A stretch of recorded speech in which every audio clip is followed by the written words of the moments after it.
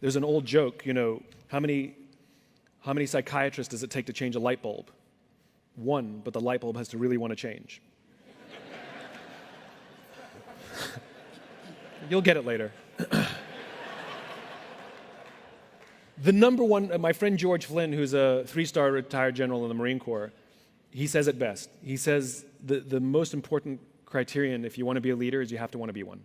If you enlist in the Marine Corps and you go to Paris Island or San Diego, if you go to boot camp, I don't care how much you hate it, you can't drop out of the Marine Corps.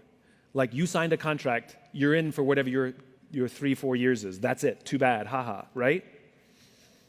If you go to OCS, if you go to Officer Candidate School, because you want to be an officer in the Marine Corps, one of the leaders in the Marine Corps, out of the 10-week program, you have to do the first 4 weeks, but then for the next 6 weeks, at any point, at any time, for any reason, if you want to drop out, you can. And the reason is because the Marine Corps only wants people in leadership positions who want to be leaders. If you don't want to be a leader, they don't want you. Right? It's the same here. If you're a finite player and you want to be an infinite player, that's like saying, I want to get into shape. It's a completely new lifestyle you're going to have to live. You're going to have to give up bread, you're going to have to give up sugar, you have to go to the gym on a regular basis, which, by the way, just like this journey, there's no daily indicator. You can't go to the gym and then come home and look in the mirror. You'll see nothing. You'll go to the next day because your friends say this gym thing is like all the rage, and you'll come back and you'll look in the mirror and you'll see nothing, and you'll be in pain. And so you'll quit because you don't see any short-term results. The same is true for the journey I'm talking about. You will not see anything on a daily basis. You will not see it, and you might actually suffer short-term liability. You actually might see the short-term numbers go down or stress go up. It's because you're changing the way you approach your problems, you're changing the way you approach your business. And there's going to be some bumpiness.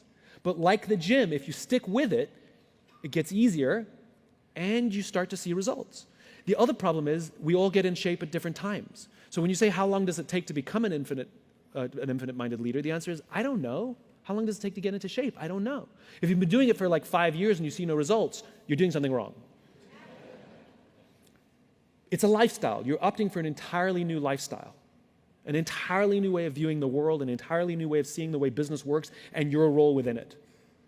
And so the choice to become an infinite-minded business person is your choice. It starts with your desire because it is really hard. Everything that I have told you today is unbelievably hard. It is much easier to be finite-minded. You get positive reinforcement on a daily basis. You can turn one knob and you can see the numbers go up or down. I'm asking you if you want to opt for an entirely new lifestyle, one that turns out happens to be a lot healthier.